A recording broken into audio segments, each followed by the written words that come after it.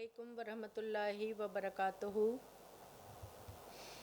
بر حبیب خدا خاتم الانبیاء صلوات، بر علی و اولاد علی صلوات، برائے خوشنودی امام زمانہ بلند تر صلوات۔ اعوذ باللہ من الشیطان الرجیم، بسم اللہ الرحمن الرحیم، الحمد للہ رب العالمین، والصلاة والسلام علی اشرف الانبیاء والمرسلین، الرسول المصدق المصطفى الامجد ابی القاسم محمد صلوات، وعلی اہل بیتہ الطیبین الطاہرین المعصومین المظلومین، الذین اذھب اللہ عنہم الرجس وطہرہم تطہیرا صلوات۔ اما بعد، طہرہم تطہیرا، وعلی صاحب دعوت النبویہ وصولۃ الحیدریہ والعصمۃ الفاطمیہ والحلم الحسنیہ وشجاعت الحسینیہ والعبادت السجادیہ وعلوم الباقریہ وآثار الجعفریہ ومعاصر الکاظمیہ والحجج الرضویہ والجود التقویہ والنقاوۃ النقویہ والہیبۃ العسکریہ والغیبۃ القائم بامر اللہ صلوات۔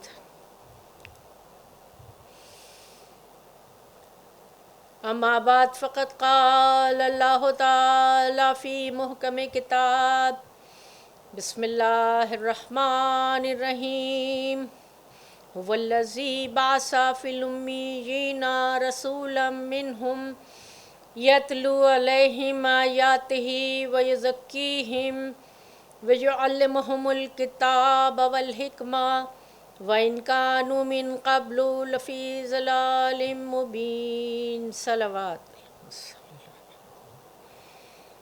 تمام تعریف رب کائنات کے لیے جو اس کائنات کا پیدا کرنے والا اور پالنے والا ہے، جس کے قبضۂ قدرت میں میری اور آپ کی جان ہے، جس کے حضور ہمیں حاضر ہو کر اپنے اعمال کا حساب دینا ہے، اور تمام تر درود و سلام محمد و آل محمد کے لیے جو بارگاہ حق سے دین حق لے کر آئے اور اس کی حفاظت کا سامان کیا۔ مسلسل گفتگو اس عنوان سے کہ کربلا اسلامی تعلیمات کی درسگاہ ہے، اور جس آیہ مبارکہ کا انتخاب کیا گیا کلیدی پیغام پہنچانے کے لیے، سورہ جمعہ کی آیت نمبر 2، جس کی تلاوت کا شرف میں نے حاصل کیا، وہی تو ہے وہ پروردگار جس نے امیین میں سے انہی میں سے ایک رسول کو مبعوث فرمایا جو ان پر اس کی آیات کی تلاوت کرتا ہے، جو ان کے نفوس کا تزکیہ کرتا ہے، جو ان کو کتاب کی تعلیم دیتا ہے اور جو ان کو حکمت کی تعلیم دیتا ہے۔ صاحب خلق عظیم کے خلق عظیم کا تذکرہ ہو رہا ہے۔ کل ہم نے اخلاقی تعلیمات کے حوالے سے کچھ گفتگو کی، آج اسی گفتگو کو آگے بڑھاتے ہوئے اخلاقی تعلیمات کے اوپر تھوڑا سا غور کریں گے کہ اخلاقیات کا علم اگرچہ کہ دیگر مذاہب میں بھی ہے، لیکن ان سب کے معیار مختلف ہیں۔ یہاں رک کر میں ایک عرض کروں کہ اخلاقیات بہت سے معاشروں میں کلچر سے ریلیٹڈ ہے، کلچر کے ساتھ، ثقافت کے ساتھ ان کا تعلق ہے، لیکن اسلامی معاشرے میں اخلاقیات کا تعلق کسی ثقافت یا کلچر سے نہیں ہے۔ اس کا تعلق براہ راست اسلامی تعلیمات سے ہے، اس کا تعلق براہ راست رذائل اخلاق سے ہے اور فضائل اخلاق سے ہے، جس میں دیکھیے اخلاقیات کے دو پہلو ہیں، ایک ہے ایجابی پہلو یعنی جس کو قبول کیا جانا چاہیے، ایک ہے سلبی پہلو جس کو رد کیا جانا چاہیے، اور یہ دونوں اہم ترین ہیں۔ ان دونوں کو ایک ساتھ، ایجابی اور سلبی پہلو کو ایک ساتھ اپنے دل میں جگہ نہیں دے سکتے ہم، اس سے پھر ہمیں حسن خلق حاصل نہیں ہوگا۔ جیسے کہ کل عرض کیا تھا، اخلاق اس قوت کا نام ہے جو انسان کی نفسانی خواہشات کو عقل کے لیے وحی کے تابع کرتی ہے، عقل کے ذریعے سے، اور یہ وہ قوت ہے جو انسان کے باطن میں اس طرح جاگزیں ہو جاتی ہے کہ اعضاء و جوارح سے اعمال صالحہ اور گفتگو اور صحیح قسم کا رویہ خود بخود انسان کے عمل سے وجود میں آتا ہے، اس کے لیے کوئی کوشش نہیں کرنی پڑتی، یہ ایک دم سے ایکسٹمپور ہوتا ہے، یہ پرومپٹ ہوتا ہے۔ انسان میں اگر حسن خلق موجود ہے تو کسی غیر متوقع صورتحال میں بھی اس سے حسن خلق ہی جنم لے گا، ایسا نہیں ہوگا کہ اس کو کچھ کوشش کرنی پڑے گی۔ تو حسن خلق اور اخلاق کی قوت وہ ہے جو انسان کے اندر موجود ہوتی ہے اور اس سے اعضاء و جوارح خود بخود اس کا اظہار کرتے ہیں۔ یہ بہت بڑی قوت ہے اور یہ حاصل کی جاتی ہے، یہ حاصل کی جاتی ہے، اور ہمیں بچپن ہی سے اپنے بچوں کو اس کے حصول کی طرف متوجہ کرنا جو نا ہمارا فرض ہے، والدین کا فرض جو تربیت کے حوالے سے ہے، وہ یہ ہے کہ اپنے بچوں کو آئیڈینٹیفائی کر کے بتائیں، شناخت کر کے بتائیں کہ اخلاقیات کا حسن خلق کیا ہے اور رذائل اخلاق کیا ہیں، کون سی ایسی صفات ہیں، کون سی ایسے انسانی خصوصیات ہیں جن سے پرہیز لازم ہے، اور کون سی ایسی انسانی خصوصیات ہیں کہ جن کو اپنانا لازمی ہے۔ اب یہاں جہاں معیار کی بات آتی ہے تو نہ دولت انسان کے لیے کوئی عظمت کا معیار ہے، نہ حسن و جمال کوئی عظمت کا معیار ہے، نہ معاشرے میں کسی قسم کی ہدیٰ یا کوئی اقتدار جو ہے وہ عظمت کا معیار ہے۔ اسلامی تعلیمات کی روشنی میں اخلاقیات عظمت کا معیار کس طرح ہے؟ وہ اس طرح ہے کہ حسن خلق ہی انسان کو انسان کی شرافت پر فائز کرتا ہے۔ حسن خلق جو پیغمبر نے ہمیں تعلیم دیا، جو ائمہ معصومین نے ہمیں تعلیم دیا، جو قرآن کے ذریعے ہم تک پہنچا، یہ وہ معیار ہیں جو انسان کو شرافت کے اعلیٰ ترین معیار پر فائز کرتی ہیں۔ اس کے حوالے سے کسی اور ظاہری معیار کی ضرورت نہیں، اور یہ معنوی اقدار ہیں، یہ باطنی اقدار ہیں، یہ روحانی اقدار ہیں، یہ وہ دل کی اور روح کی اور نفس کی وہ کیفیت ہے کہ جو نور کا اظہار کرتی ہے اور جس کے لیے کسی قسم کی کوشش کی ضرورت نہیں پڑتی۔ حسن خلق کو اپنانے کے لیے جن مکاتب کا ہمیں مکتب اسلام نے ہمیں جو تعلیم دی ہے، یعنی کہ وہ جو قوتیں جو ہمیں حسن خلق کو اپنانے میں، فضائل اخلاق کو اپنانے میں مددگار ثابت ہوتی ہیں، وہ 4 قوتیں ہیں، وہ 4 مکاتب ہیں۔ پہلا مکتب ہے مکتب عقل۔ عقل کی قوت سے آپ حسن خلق کو اپنائیں، دیکھیں کیا اچھا ہے کیا برا ہے۔ عقل کی سب سے بڑی خوبی یہی ہے، عقل پروردگار عالم کی وہ مخلوق ہے کہ جس کے بارے میں کہا کہ تمہیں سب سے بہترین جو تحفہ دیا گیا ہے وہ عقل کا دیا گیا۔ کتاب عقل جو ہے وہ اولین کتاب ہے، کہ عقل وہ ہے کہ جب پروردگار عالم نے اس کو خلق کیا، اس کو کہا آگے بڑھ جا، وہ آگے بڑھ گئی، جب اس کو کہا پیچھے ہٹ جا، وہ پیچھے ہٹ گئی، فرمایا کہ یہ میری بہترین مخلوق ہے۔ عقل انسان کو حیوانات سے، چرند سے، پرند سے، باقی تمام مخلوقات سے افضل کرتی ہے۔ تو پہلا مکتب ہے مکتب عقل۔ اپنی عقل و دانش کو فروغ دینا چاہیے، اپنی عقل و دانش کو علم کے ذریعے غذا فراہم کرنی چاہیے، اپنی عقل و دانش کو شعور اور آگہی کے ذریعے سے پروان چڑھانا چاہیے۔ مکتب عقل ہمارا پہلا مددگار ہے۔ دوسرا مددگار ہمارا ہے مکتب عرفان۔ عرفان معرفت، حقیقت کائنات کے پیدا کرنے والے کی حقیقت، انسان کی حقیقت، اور انسان کا اللہ سے تعلق، انسان کا کائنات سے تعلق، انسان کا معاشرے سے تعلق، انسان کا اپنی ذات سے تعلق، یہ ہے مکتب عرفان۔ انشاءاللہ کل اس پر گفتگو ہوگی، معرفت پر، اور اس کے لیے ہمارے پاس جو راہیں ہموار کرنے کے لیے ہمارے اساتذہ ہیں، ہمارے معلمین ہیں، ہمارے ائمہ معصومین ہیں، انہوں نے ہمیں واضح اس حوالے سے तालीमात हमारे लिए रखी हैं। मकतब अक़ल, मकतब इरफ़ान, मकतब मोहब्बत। मकतब मोहब्बत ये है कि इंसान को जो पैदा किया है वो माशरे में रहना पसंद करता है। इंसान अकेला नहीं रहता, माशरे में, ख़ानदान में और घर में एक दूसरे के साथ रह के एक दूसरे की मोहब्बत की ताकत से आगे बढ़ता है। ये है मकतब मोहब्बत। ये इंसान की फ़ितरत में रख दिया गया है कि वो एक माशरती मखलूक़ है कि जो अकेला नहीं रह सकता। और इसीलिए हमारे यहाँ इस्लाम में जो है, जैसे कि दूसरे मज़ाहिब में तर्क दुनिया करके वो लोग अपनी ज़ौम में मार्फत इलाही के तलबगार होते हैं, हमारे यहाँ इस किस्म की कोई तालीमात नहीं, जिसका इंशाअल्लाह कल ज़िक्र होगा। उसके बाद है मकतब क़ुव्वत, यानी हम जितना ज़्यादा इस्लामी तालीमात ने इंसान को क़ुव्वत हासिल करने की तरग़ीब दी है, इतना और किसी मज़हब ने नहीं दी। मादी क़ुव्वत भी हासिल करो, सेहत भी हासिल करो, पैसा भी हासिल करो, माल दौलत भी हासिल करो, क़ुव्वत इक़्तिदार भी हासिल करो, लेकिन ये सब क़ुर्बतन इल्लल्लाह, यानी कि जब हमारे पास अक़ल की ताकत होगी, जब हमारे पास इरफ़ान की ताकत होगी, जब हमारे पास मोहब्बत की ताकत होगी, जब हमारे पास क़ुव्वत की ताकत होगी, जब ये चारों ताकतें हम इनसे जब फ़ायदा उठाएंगे तो हम हुस्न खुल्क़ को अपना सकते हैं। हमारे लिए हुस्न खुल्क़ अपनाना बहुत आसान हो जाएगा। अक़ल हमें अच्छे और बुरे की तमीज़ सिखाती है, इरफ़ान हमें हकीकत आला तक लेके जाता है, क़ुव्वत हमें इतना कवी कर देती है कि हम कमज़ोरी को नापसंद करते हैं। ग़ीबत करना जो है ना वो कमज़ोरी है और वो बहुत बुरी सिफ़त है। तो जो शख्स क़ुव्वत, अहले क़ुव्वत होगा, ताकतवर होगा, वो किसी की ग़ीबत नहीं करेगा, कमज़ोर होगा। जिसके दिल में मोहब्बत होगी वो मोहब्बत के जज्बे से मग़लूब होकर जो है वो अखलाक इख्तियार करेगा।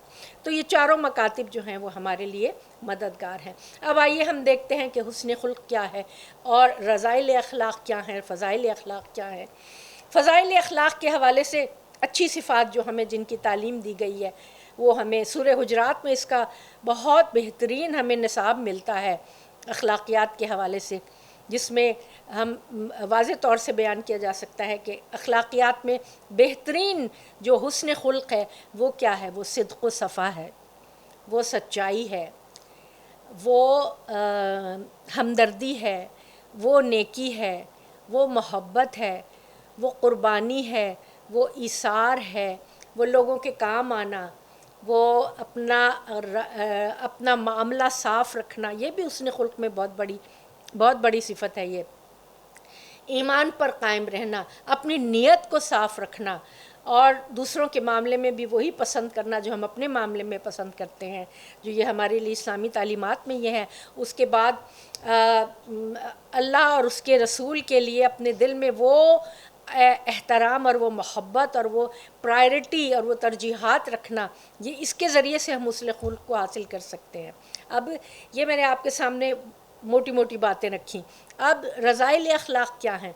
रज़ाइल अखलाक हैं किसी से हसद करना, ग़ीबत करना, तमा, लालच रखना, ख़ुद गर्ज़ी इख्तियार करना, तकब्बुर करना और निफ़ाक़ के ज़रिए लोगों को नुकसान पहुँचाना, झूठ बोलना, लालच में मुब्तला होना, हिर्स व हवस में मुब्तला होना, हुज़्न व मलाल में मुब्तला होना। याद रखिए जो आजकल ये डिप्रेशन का फ़ैशन है, सब तरफ डिप्रेशन की बातें हो रही हैं, ये बदखुल्क़ी है, ये बदखुल्क़ी है। क्योंकि हुस्न खुल्क़ क्या है? हुस्न खुल्क़ है सब्र और शुक्र। हुस्न खुल्क़ क़ुव्वत है जो इंसान को अमल पे आमादा करती है। तवक्कुल हुस्न खुल्क़ है, अल्लाह पर भरोसा हुस्न खुल्क़ है, पॉजिटिव एटीट्यूड हुस्न खुल्क़ है। तो ये तमाम चीज़ें अब हमने देखा हमारे सामने आ गई। ये बदखुल्क़ी है और ये हुस्न खुल्क़ है।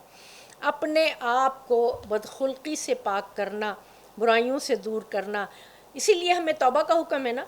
इंसान फ़रिश्ता नहीं है, यकीनन इंसान को हर वक्त वास्ता पड़ता है मुश्किलात का। इस पूरी दुनिया में बहक भी जाता है, लड़खड़ा भी जाता है, डगमगा भी जाता है। तो तौबा के दरवाज़े खुले हुए हैं। परवरदिगार आलम तौबा करने वाले को बहुत पसंद करता है। और जो इंसान अपनी गलती पर नादिम हो, जो इंसान अपनी ख़ता पर नादिम हो के एक आंसू बहा ले, नदामत का अश्क मोती समझ के शान करीमी ने चुन लिए, क़तरे जो थे मेरे अरक़ इनफ़ाल के, پروردگار کو بہت پسند ہے توبہ کرنا. اگر کبھی گناہ سرزد ہو جائے، غلطی ہو جائے، یقیناً ہم سب سے ہوتی ہے، تو توبہ اور ندامت کے راستے، توبہ کے راستے ہمارے لیے کھلے ہوئے ہیں. بار بار کوشش کرو، بار بار اس راہ کی طرف آؤ. پروردگار عالم نے کیا فرمایا؟ تم میرے طرف 1 قدم بڑھ کر آؤ تو میں 10 قدم تمہاری طرف بڑھ کے آتا ہوں. تم اگر پیدل چل کے آؤ گے تو میں دوڑ کے تمہاری طرف آتا ہوں. اور کیا جزا ہے، کیا جزا ہے انسان کے نیک اعمال کی، کہ میرا بندہ جب نوافل کے ذریعے مجھ تک پہنچتا ہے، یعنی کہ واجبات تو ہوتے ہی ہیں، اس کے علاوہ جو مستحبات ہیں اور حسن خلق ہے، سب سے زیادہ میرے بندوں کے کام آنا، ان کی ضروریات کا پورا کرنا، ان کے لیے اپنے آپ کو کشادہ روح رکھنا، ان کے لیے اپنے استقبال کی باہیں کھول کے رکھنا، ان کی مشکلات کو دور کرنا، ان کی پریشانیوں کو دور کرنا، حتی الامکان ان کے لیے مسکرا دینا بھی صدقہ ہے. یہ ضروری نہیں کہ ہر وقت ان کے لیے مال خرچ کیا جائے، اگر مال کی ضرورت ہے تو مال، لیکن یہ جو فراخ دلی ہے، جو دل کا بڑا ہونا ہے، جو دل کا کھلا ہونا ہے، اور جس کا اپوزٹ ہے بخل، کنجوسی جو ہے وہ بد اخلاقی ہے، اور فراخ دلی جو ہے وہ حسن خلق ہے. تو کیا فرمایا پروردگار عالم نے کہ جب میرا بندہ نوافل کے ذریعے مجھ تک پہنچتا ہے تو میں اس کا ہاتھ بن جاتا ہوں جس سے وہ پکڑتا ہے، میں اس کا پیر بن جاتا ہوں جس سے وہ چلتا ہے، میں اس کی آنکھیں بن جاتا ہوں جس سے وہ دیکھتا ہے، میں اس کا کان بن جاتا ہوں جس سے وہ سنتا ہے، میں اس کی زبان بن جاتا ہوں جس سے وہ بولتا ہے. کتنا بڑا انعام اور اعزاز اسی دنیا میں ہے. حسن خلق کا سب سے زیادہ قیامت کے دن، جیسے میں نے عرض کیا تھا، بہت بڑا اجر قیامت کے دن تو اتنا ہے کہ تمام اعمال کے اوپر حسن خلق بھاری ہوگا. کہ کہتے ہیں کہ ایک مرتبہ ایک عورت تھی جو بہت عبادت گزار تھی. لوگوں نے کہا یا رسول اللہ فلاں عورت بہت عبادت گزار ہے، دن میں روزہ رکھتی ہے اور رات کو نمازیں پڑھتی ہے، لیکن اس کی بدخلقی سے اس کے پڑوسی بہت نالاں ہیں. فرمایا اس میں کوئی خوبی نہیں، وہ جہنمی ہے. یہ بات سن کر انسان کانپ جاتا ہے کہ عبادتیں بھی کام نہیں آنے والی ہیں جب تک وہ حسن خلق کے ہمراہ نہ ہوں.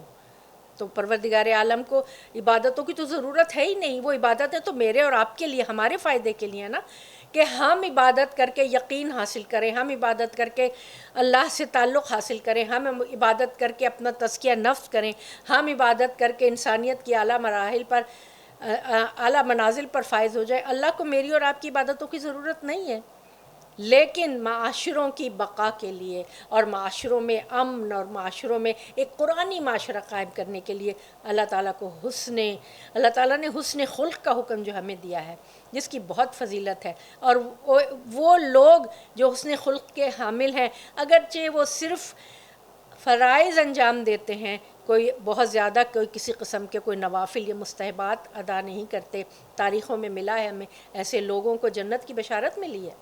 ختمی مرتبت کی حیات طیبہ میں ہی ایسے لوگوں کو جنت کی بشارت ملی ہے حسن خلق کے ذریعے سے.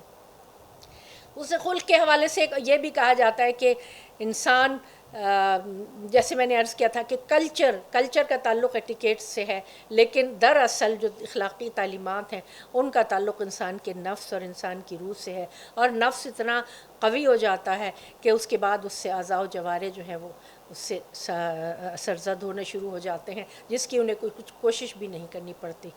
درود بھیجیے محمد وآل محمد پر، اللہم صلی علی محمد وآل محمد وعجل فرجہ. صاحب حسن خلق حسن، آپ نے سنا ہے یہ ترکیب خلق حسن کی ہم تاریخوں میں پڑھتے بھی ہیں، منبر سے سنتے بھی ہیں کہ امام حسن علیہ السلام اتنے عظیم الخلق تھے. کہتے ہیں کہ مدینہ کی گلیوں میں ایک دن آپ جا رہے تھے کہ ایک شامی گزرا جو گھوڑے پر سوار تھا. امام حسن علیہ السلام قریب سے جا رہے تھے کہ اس نے سب و شتم کرنا شروع کر دیا، برا بھلا کہنا شروع کر دیا امام کو. امام کا صبر دیکھیں، امام کی برداشت دیکھیں.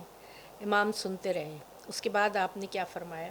اے شخص، مجھے محسوس ہوتا ہے کہ تو تھکا ہوا ہے، مجھے لگتا ہے کہ تو نے کھانا نہیں کھایا. میں تجھے اپنے گھر لے کے چلوں کہ میں تجھے غذا دوں، میں تجھے لباس دوں، میں تجھے سواری دوں، میں تیرے آرام کا انتظام کروں. یہ دیکھیں حسن خلق جو صبر کے ساتھ ملحق ہے. اور وہ شخص حیران اور پریشان رہ گیا. شام کا آیا ہوا تھا. جیسے میں نے عرض کیا تھا شام کے لوگوں کو تو اہل بیت کی فضیلت ویسے ہی نہیں پتہ تھی، کیونکہ وہ تو سمجھتے تھے کہ معاویہ اور آل ابی سفیان جو ہے وہ حضور کے جانشین اور وراثت دار ہیں، وہ تو یہ سمجھتے تھے. جب اس شخص نے یہ دیکھا کہ اتنا عظیم الخلق شخص ہے، وہ فوراً گھوڑے سے اترا اور اس نے قدموں کو چوما اور اس نے کہا کہ اس سے پہلے تو میں آپ کا دشمن تھا، آج آپ سے زیادہ میرا کوئی محبوب نہیں ہے، آپ مجھے بہت محبوب. تو حسن خلق کی یہ طاقت ہے. اور کیا طاقت تھی، کیا جو تھی وہ فراخی، کیا سخاوت تھی. سخاوت تو بنی ہاشم کا پرانا ورثہ چلتا چلا آ رہا ہے کہ یہ وہ خاندان ہے کہ جو حاجیوں کے کھانے پینے کا انتظام کیا کرتا تھا.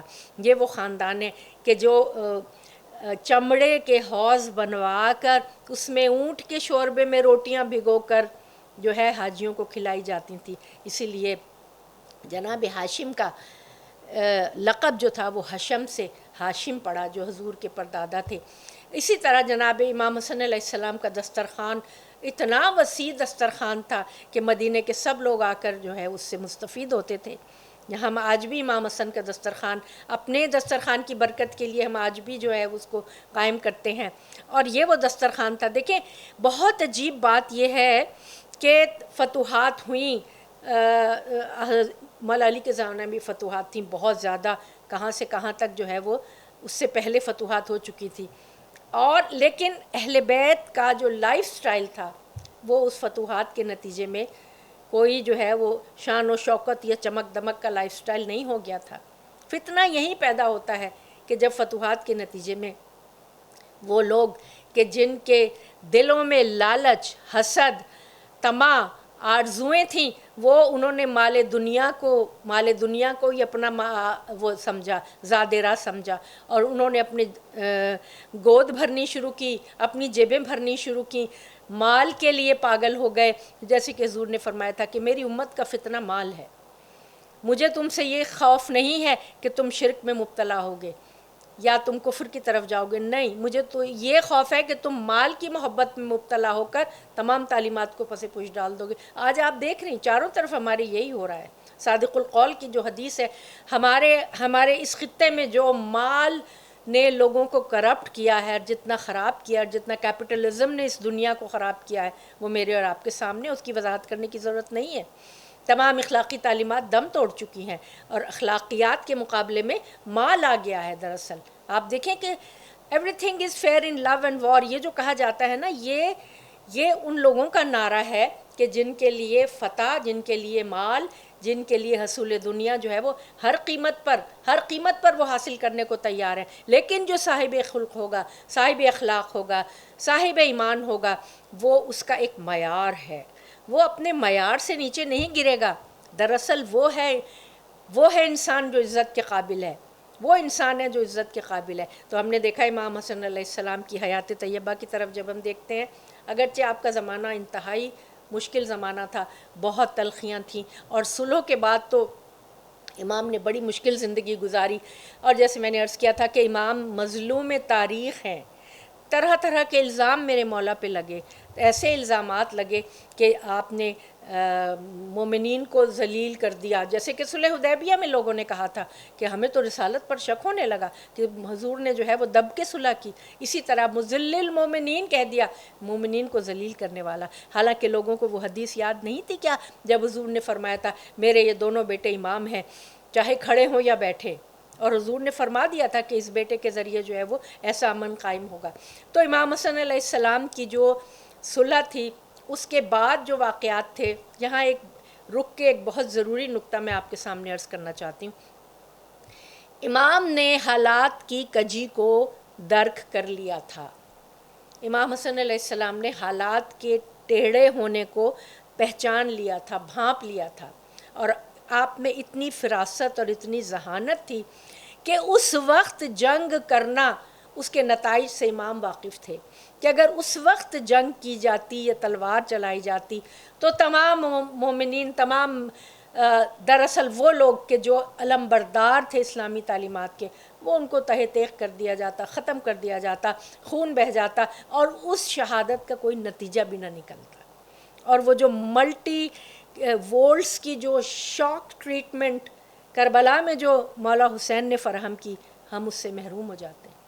امام حسن علیہ السلام نے ایک طرح سے مہلت دی، جیسے کہتے ہیں نا ٹائم گیننگ پالیسی تھی کہ اتنی مہلت مل جائے، 10 سال کی وہ جو مہلت ملی، 20 سال کی جو مہلت ملی، امام حسن کی شہادت کے بعد 10 سال اور امام کی حیات کے درمیان 10 سال، ٹوٹل 20 سال، یعنی مولا علی کی شہادت 41 ہجری سے لے کے 61 ہجری تک یہ 20 سال کا جو عرصہ ہے، جس میں تمام جو تحریفات تھیں وہ بدرجہ اتم تک پہنچ چکی تھیں اور ڈیویشنز بھی ادھر پہنچ چکی تھی، اور لوگوں کے اندر سے روح دینی بھی ختم ہو چکی تھی، لوگوں کے اندر سے کوئی وہ جو جذبہ جہاد، وہ جو 23 سال کا عرصہ ختمی مرتبت نے جو اپنے معجز نما وجود کی وجہ سے جو اعجاز برپا کیا تھا، انقلاب برپا کیا تھا، وہ انقلاب جاں بلب ہو گیا تھا۔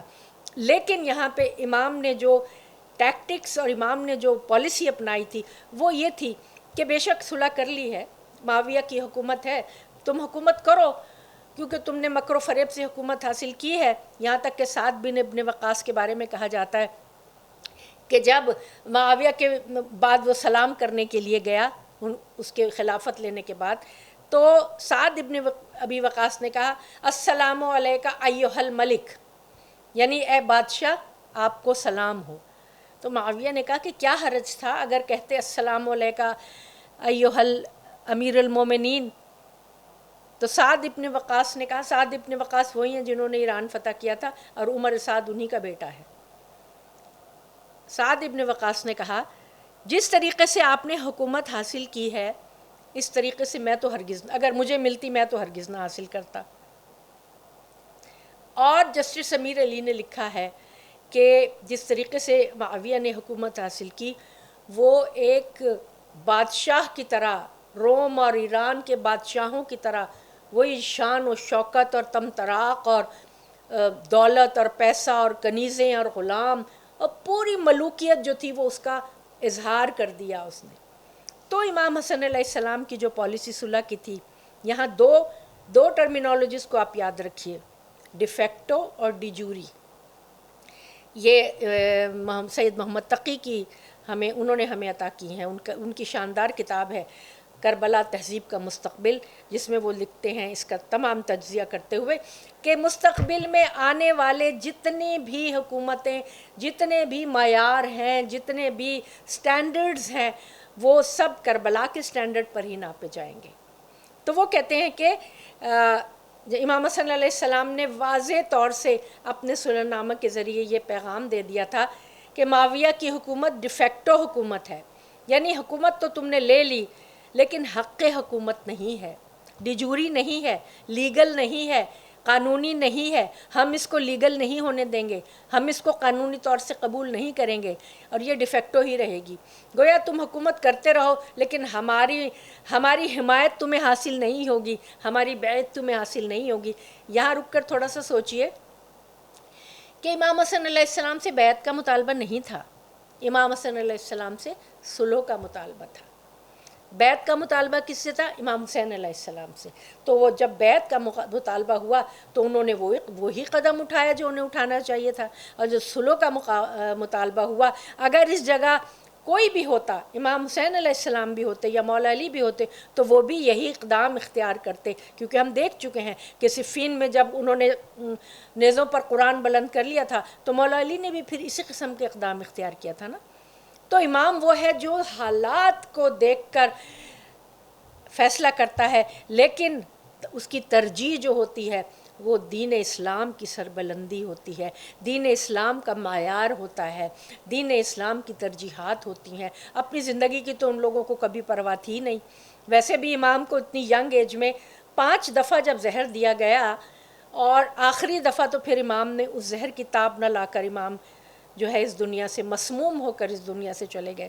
امام نے یہ بھی بات فرمائی کہ دیکھو میری صلح اس وقت تمہیں اسی طرح سمجھ میں نہیں آئے گی جس طرح جناب موسیٰ علیہ السلام کو جناب خضر کے اقدامات سمجھ میں نہیں آئے تھے۔ اس کی وضاحت میں آپ کے سامنے کرتی ہوں، درود بھیجیے محمد وآل محمد پر۔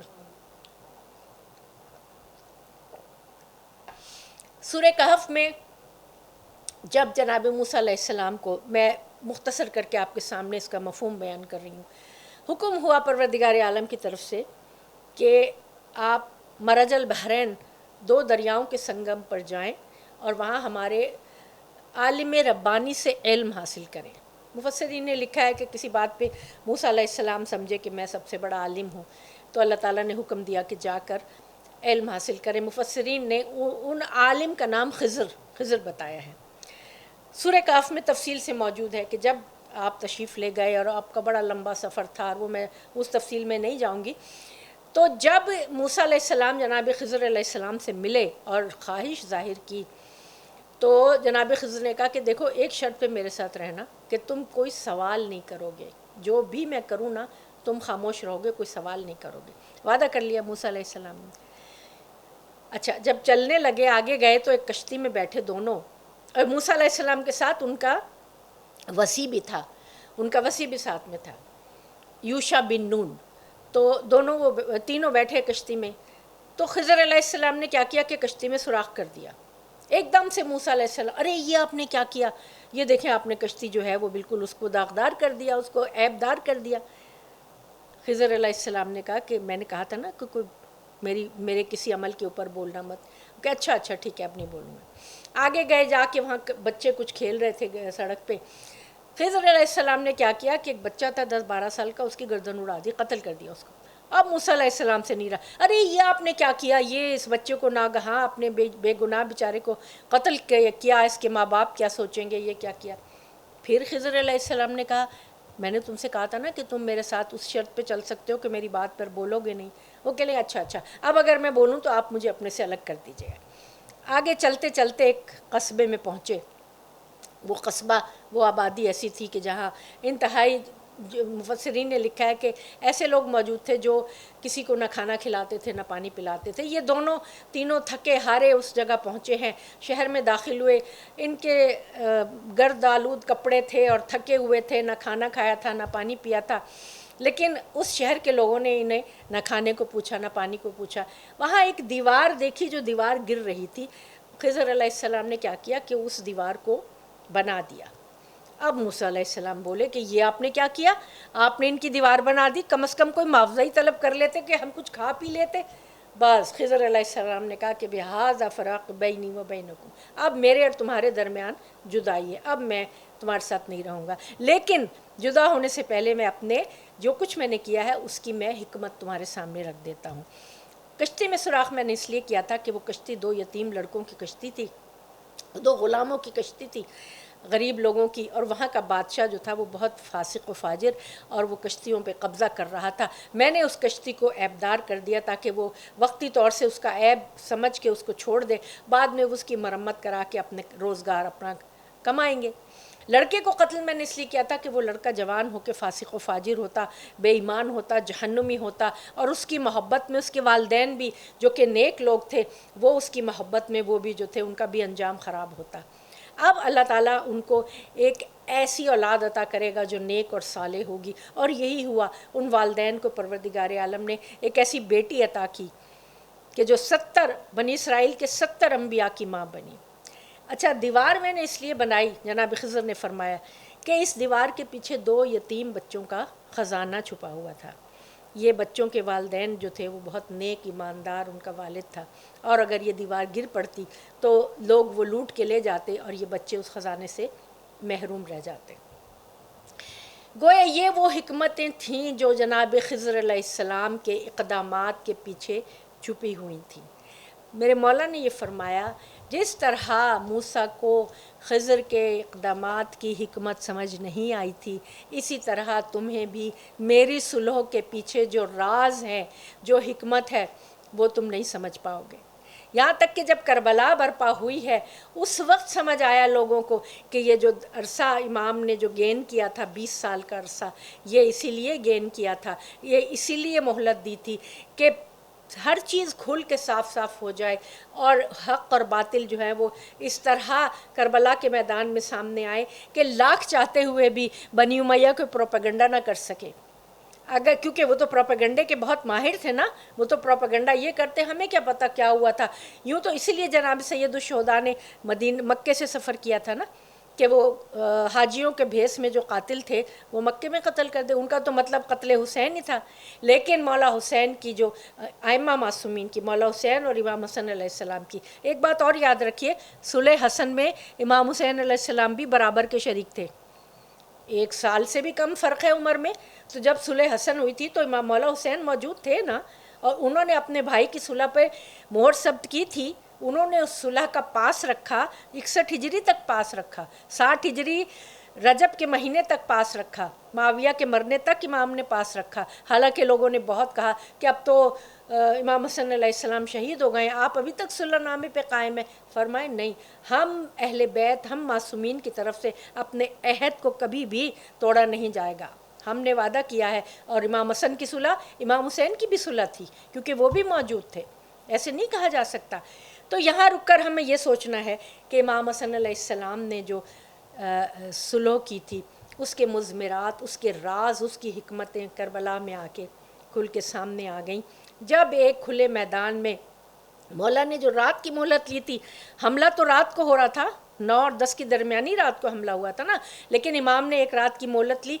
उसकी पीछे भी हिकमतें हैं। एक तो इबादत का जो है वो शौक़, जो इबादत था आखिरी वक्त में शौक़ इबादत। दूसरे ये हिकमत थी कि मुकाबला दिन की रोशनी में हो, खुले मैदान में हो, हर बारीक से बारीक तफसील जो है उसको महफूज रखा जाए। वरना कल को बनी उमैया खड़े होकर कह देते हमें क्या पता क्या हुआ था, हमें तो नहीं पता, रात को पता नहीं कौन सा कोई काफ़िला आया था, कौन चोर डाकू आए थे जो कत्ल कर के चले गए, हमें तो कुछ नहीं पता।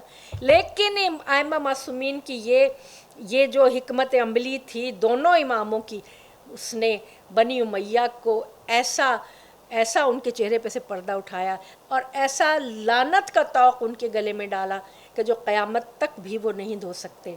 और लोगों ने देख लिया कि देखिए 3 ग्रोह थे उस वक्त। एक ग्रोह वो था कि जो बेशक बहुत ज़्यादा अहले बैत के करीब नहीं था, लेकिन उनसे मोहब्बत करता था, जिसमें यजीद का बेटा मुआविया, जिसने तख्त नहीं कबूल किया, उसने कहा कि मैं इस तख्त पे नहीं बैठता जिसके पाए जो हैं वो खून अहले बैत में डूबे हुए हैं। दूसरा वलीद, जिसको अगरचे के ख़त आया था यजीद का कि सर कलम कर दो, वलीद ने कहा कि नहीं, मैं कभी भी अपने हाथ खून हुसैन से नहीं रंगूंगा। दूसरा ग्रोह क्या था कि जो दुश्मनी अहले बैत को अपने दिल में रखता था लेकिन उस पर काबू पाने की ताकत रखता था, ये था मुआविया। तीसरा ग्रोह कौन सा था जिसमें यजीद शामिल है, इब्न ज़ियाद और उमर साद, कि जो दुश्मनी को, हसद को कंट्रोल नहीं कर पाए और उन्होंने वो सब कुछ कर दिया कि क़यामत तक लानत के मुस्तहिक हुए। यहाँ ये आप देखिए ना, दुश्मनी और हसद, जब शहीदों को शहीद कर दिया था, मैं मसाइब की मंजिल पर नहीं, तो लम्हा फ़िक्रिया ये है कि उस वक्त औरतों और बच्चों से किस बात का इंतकाम लिया था, औरतों और बच्चों को किस तरह उन्होंने कैद किया और किस मुसीबतों से गुजार के कैद खाने में रखा। वो क्यों? बनी उमैया के आर्टिलरी में, उनके असलहे खाने में जितने भी असलहे मौजूद थे जो हसद के ज़ेरे इस्तेमाल होते थे, वो सब इस्तेमाल किए गए। और ये बात करबला ने खोल के रख दी, करबला ने वाज़े करके रख दी कि कोई छुपा नहीं सकता, कोई छुपा नहीं सकता। और करबला का अलमदार के हाथ में, आज अलमदार का तस्करा है कि अलम की तारीख़ जनाब शीस अलैहिस्सलाम से चलती है, हज़रत आदम के बेटे, कि जब काबिल ने हाबिल को कत्ल कर दिया और उसके बाद जब जनाब शीस पैदा हुए हैं तो हज़रत आदम ने कहा कि तुम काबिल से इंतकाम लो हाबिल का। कहा कैसे, मैं अपने कबीले के लोगों को कैसे बुलाऊँगा? तो अल्लाह ताला ने जनाब जिब्रील को अलम देकर भेजा था, झंडा देकर भेजा था और कहा था कि ये तुम अलम लेकर खड़े हो जाओ और आवाज़ दो तो तुम्हारे कबीले के लोग इसको देखकर, अलम निशानी होती है किसी भी फ़ौज की, किसी भी लश्कर की निशानी होती है, उसको देखकर लोग तुम्हारे पास आएंगे और तुम्हारी मदद करेंगे और तुम्हारे दुश्मनों से लड़ेंगे। तो अलम की तारीख़ जो है ये बहुत पुरानी तारीख़ है। यहाँ बनी हाशिम के पास अलम, कई किस्म के अलम, बनी हाशिम के पास भी था, वो लवाउल हम्द अलम था, और उसके बाद अलम और सक़ायत, ये दोनों चीज़ें जो हैं ये बाहम मुत्तसिल हैं। बनी हाशिम में जनाब अबू तालिब के पास अलम भी था और सक़ायत भी थी। सक़ायत क्या थी? पानी पिलाना हाजियों को। مولا علی کے پاس علم بھی تھا اور سقائیت بھی تھی۔ کیا سقائیت تھی کہ جنگوں میں جب کہیں پانی کی ضرورت پڑتی تھی تو مولا علی پانی فراہم کیا کرتے تھے۔ اور جیسے ایک دن پہلے میں نے عرض کیا تھا کہ جب صفین کی جنگ سے واپس آ رہے تھے تو وہ کنواں کہ جو بنی اسرائیل کے انبیاء نے کسی وقت وہاں پہ موجود تھا تو مولا علی نے اس کنویں کو نکالا تھا، اس کنویں کو نکالا تھا، ظاہر کیا تھا، تو وہ راہب ایمان لے آیا تھا۔ یہ علم اور سقائیت کی یہ جو خصوصیات ہیں، یہ جو عظمت ہے، یہ جو تحفہ ہے، یہ کربلا کے میدان میں جناب عباس کے حصے میں آیا کہ جناب عباس وہ ہیں کہ جن کی ولادت ہی ایک خاص مقصد کے لیے پروردگار عالم نے مولا علی کو عطا کیا تھا کہ جناب سید، دیکھیے جناب امامہ سے جب عقد کیا تھا مولا علی نے تو وہ تھا بچوں کی خدمت کے لیے، ہر عقد کی کوئی نہ کوئی وہ تھی، کوئی مقصد تھا۔ اس کے بعد جناب عقیل سے مولا علی نے فرمایا کہ کسی بہادر قبیلے کی عورت کا انتخاب کرو جس سے میں نکاح کروں، جس سے وہ بیٹا پیدا ہو کہ جو کربلا میں حسین کے کام آئے۔ کربلا تو اس خاندان میں شروع دن سے پل رہی تھی، جب سے حسین گود میں آئے تھے کربلا پل رہی تھی، ختمی مرتبہ اس کی متعلق تفصیلات بتاتے رہے تھے اور سب جانتے تھے۔ تو مولا عباس کی تو پرورش، مولا عباس کی تو مولا نے مانگا ہی کربلا کے لیے تھا کہ جناب فاطمہ کلابیہ جو بنی کلاب سے تعلق رکھتی تھیں، انتہائی شجاع، علی کی شجاعت کیا کم تھی جو کسی اور شجاع کی ضرورت پڑی؟ دراصل یہاں یہ بات تھی کہ جناب عقیل کو بھی اشتیاق دلانا تھا، کربلا برپا ہونے والی ہے تو تم بھی ذرا تیاری کرو۔ تو ہم نے دیکھا اولاد عقیل بھی پوری کربلا میں جو ہے وہ شہید ہوئی اور سفیر اول کی حیثیت جناب مسلم بن عقیل کو حاصل ہوئی۔ فاطمہ کلابیہ بی بی ام البنین کا خطاب لے کر آئیں، 4 بیٹے تھے جناب فاطمہ کلابیہ کے، اور بی بی اپنے آپ کو کنیز کہتی تھیں۔ عظیم مرتبہ ہے جناب عباس کی مادر گرامی کا کہ اپنے آپ کو ہمیشہ بی بی سیدہ سلام اللہ علیہ کی کنیز کے طور پر اس خاندان میں اپنے آپ کو پہچنوایا اور بچوں کی کنیز بن کر رہیں، اور اپنے سب بچوں کو یہی وصیت نصیحت کی کہ تمہارے ہوتے ہوئے حسین پر، تمہارے ہوتے ہوئے فاطمہ کی اولاد پر کوئی آنچ نہیں آنی چاہیے، تم اپنی جان قربان کر دینا۔ مادر گرامی کی ان نصیحتوں کو، ان وصیتوں کو سینے سے لگائے جناب عباس قافلے کے ساتھ ساتھ ہیں، حفاظت کے ذمہ دار ہیں، پانی کی فراہمی کے ذمہ دار ہیں، خیمے لگانے کے ذمہ دار ہیں۔ جنگ جو ہے وہ ظاہر ہے کہ اتنے شجاع، اتنے بہادر، جنگ کی حسرت تو ہمیشہ ان میں رہی۔ جناب قمر بنی ہاشم، کیا کیا القابات، کیا کیا خطاب ہے۔ قمر بنی ہاشم ہے، حسین و جمیل، اتنے حسین کہ جب مدینہ کی گلیوں میں نکلتے تھے لوگ رک رک کر ان کو دیکھا کرتے تھے۔ پھر آپ کا ایک جو لقب ہے وہ آپ کا ایک لقب ہے علمدار، علم آپ کے ہاتھ میں تھا۔ پھر جو آپ کا ایک لقب ہے سقائے سکینہ، یہ لقب آپ کو بہت پسند ہے کیونکہ اس لقب میں اذن جہاد چھپا ہوا ہے، اس لقب میں اذن وغا چھپا ہوا ہے۔ تو کربلا کے میدان میں مولا عباس منتظر ہیں کہ کب اجازت ملے، سید الشہداء کے وفادار بھائی ہیں، کیا کیا زیارات میں ہے، زیارات میں امام جناب عباس کے لیے کیا کیا الفاظ ہیں، عبد الصالح اور صاحب وفا، کیا کیا سلام بھیجے گئے ہیں آپ کو۔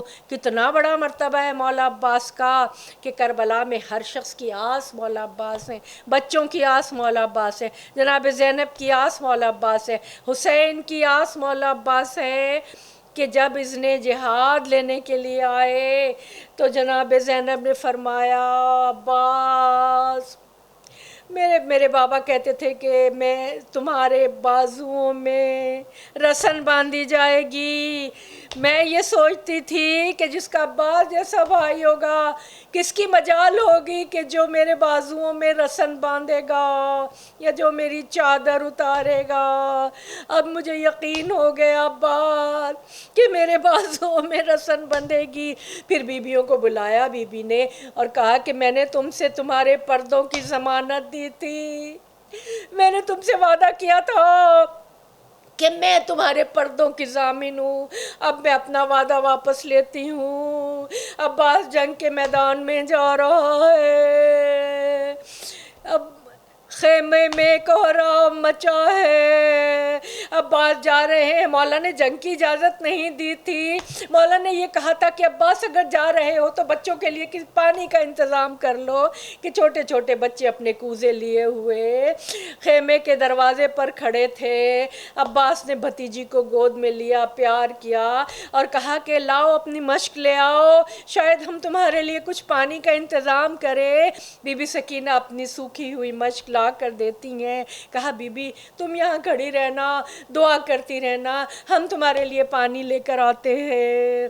کہتے ہیں جناب عباس نے ایک نہیں کئی حملے کیے اور ان دشمنوں پر یہ لعنت بھیجی کہ تم پر لعنت ہو کہ جس کی ماں کے مہر میں اس زمین کا سارا پانی ہے، جس کی ماں کے جو نبی کی بیٹی ہے اس کے بچوں پر تم نے پانی بند کیا ہوا ہے۔ اور لشکر عمر سعد نے دریا کے کنارے اس طرح ناکہ بندی کر دی تھی کہ کوئی پرندہ پر نہیں مار سکتا تھا، سب شکاریوں کی طرح کندھے جوڑ کر کھڑے ہو گئے تھے۔ مولا عباس اسی کیفیت میں نکلے اور کہا اگر تم نے شریف ماؤں کا دودھ پیا تو یہاں سے ہلنا مت، تم دیکھنا میں تم سے کیسے دریا چھینتا ہوں، دریا پر لوگوں کا جو تھا وہ پہرا تھا۔ جناب عباس نے ایک نہیں کئی حملے کیے، دشمنوں کو دور بھگایا، فنار کیا، یہاں تک کہ گھوڑا دوڑاتے ہوئے دریائے فرات میں گھوڑا ڈال دیا۔ دریائے فرات کی ٹھنڈی ہوا جناب عباس کو لگی، کیسا وفادار گھوڑا تھا کہ اس نے بھی پانی نہیں پیا۔ جناب عباس نے چلو میں پانی لیا، سکینہ کی پیاس یاد آ گئی، سکینہ دروازے پہ کھڑی، خیمے کے دروازے پر کھڑی بچوں سے کہہ رہی تھی بچوں دعا مانگو، اپنے کوزے خالی کوزے لے کر دعا مانگو، میرے چچا بھی پانی لے کر آتے ہوں گے، میں تم سب کو پانی دوں گی۔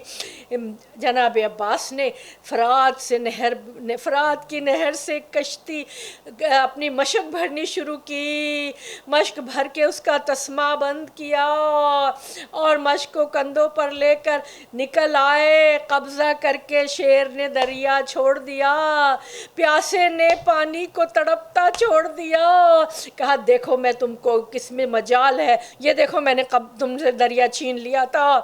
جب اب جناب عباس کی یہ کوشش ہے کہ وہ تیزی سے گھوڑا دوڑاتے ہوئے خیام کی طرف چلے، عمر سعد کے لشکر میں تہلکہ مچ گیا۔ عمر سعد نے پکارا اگر یہ پانی خیام حسینی میں چلا گیا تو ہم اپنی جنگ ختم نہیں کر سکیں گے، ہمیں جنگ جلدی ختم کرنی ہے، دیکھو یہ پانی خیام حسینی میں نہ جانے پائے۔ عباس اپنے دشمنوں کو بھگاتے ہوئے خیمے کی طرف دوڑ رہے ہیں کہ یہاں تک کہ ایک تیر آیا جناب عباس کی آنکھ میں پیوست ہوا۔ ایک دشمن نے ایسی تلوار ماری کہ آپ کا دایاں ہاتھ کٹ کر گر پڑا، پھر دوسرے طرف سے ایک تلوار آئی، بایاں ہاتھ بھی کٹ کر گر پڑا۔ آپ نے کربلا میں دیکھے ہوں گے جو نشانیاں بنی ہوئی ہیں، سیدھے ہاتھ کٹنے کی نشانی، الٹا ہاتھ کٹنے کی نشانیاں فاصلے پر بنی ہوئی ہیں، یہاں تک کہ امام جب دیکھا ہاتھ کٹ گئے ہیں اب مشق کی کیسے حفاظت کی جائے، جناب عباس نے اپنے دانتوں میں مشق کا تسمہ سنبھالا اور اپنے آپ کو مشق کے اوپر گرا دیا کہ کسی طرح پانی خیام میں پہنچ جائے۔ سکینہ کا چہرہ آنکھوں کے سامنے ہے، حسین کی پیاس آنکھوں کے سامنے ہے، چلو میں پانی لے کر پھینک دیا تھا، جناب عباس نے پانی نہیں پیا تھا، یہاں تک کہ ایک ملعون نے ایک ایسا تیر مارا جو مشق سکینہ کو چھیدتا ہوا گزر گیا، پانی بہہ گیا، عباس کی آس ٹوٹ گئی، عباس نے گھوڑے کا رخ خیام کی طرف سے پھیر لیا، یہاں تک کہ ایک ملعون نے گرز مارا جو عباس کے سر پہ لگا، اور آپ کس حال میں گھوڑے سے زمین پر آئے ہیں۔ جو بھی شہید گرتا تھا وہ اپنے ہاتھوں کا سہارا لے کر گرتا تھا، جناب عباس کے ہاتھ نہیں تھے کہ جب زین سے زمین پہ تشریف لائے تو کسی طرح اپنے آپ کو سہارا دیتے، اور آواز دی جب پتہ چلا مولا حسین کو کہ عباس گھوڑے سے گر گئے ہیں، فرمایا میری کمر ٹوٹ گئی عباس تمہارے جانے سے۔ جب امام عباس کی لاش پر تشریف لائے، ابھی جان باقی تھی، آپ کی آنکھ میں تیر جو پیوست تھا، سید الشہداء نے وہ تیر کھینچ کر نکالا، اپنی عبا سے جو ہے وہ آنکھ صاف کی اور کہا عباس تمہاری کوئی آخری خواہش ہو تو بتاؤ۔ فرمایا میری لاش کو خیمے میں نہ لے کے جائیے گا، میں سکینہ سے بہت شرمندہ ہوں۔ آخری وصیت کیا تھی؟ حسین نے فرمایا ایک مرتبہ بھائی کہہ دو، ایک مرتبہ تم نے ہمیشہ مجھے آقا کہا، ایک مرتبہ بھائی کہہ دو۔ جناب عباس نے بھائی کہا اور اس شیر کی روح پرواز کر گئی۔ الا لعنت اللہ علی القوم الظالمین وسیعلمون الذین ظلموا ای منقلب ینقلبون۔ پروردگار ہماری اس قلیل سی عبادت کو اپنی بارگاہ میں قبول فرمانا۔ پروردگار ہمارے اندر اخلاق حسنہ کو انکلکیٹ کرنا، رذائل اخلاق سے ہمیں دور رکھنا پروردگار، شجاعت اور صبر جو وفا کا پیکر جناب عباس کے صدقے میں ہمارے اخلاق اور کردار کو درست فرمانا پروردگار، اپنی آخری حجت کے ظہور میں تعجیل فرمانا، ہمیں ان کے اعوان و انصار میں شامل کرنا، بر محمد وآل محمد صلوات، اللہم صلی علی محمد وآل محمد وعجل فرجہ۔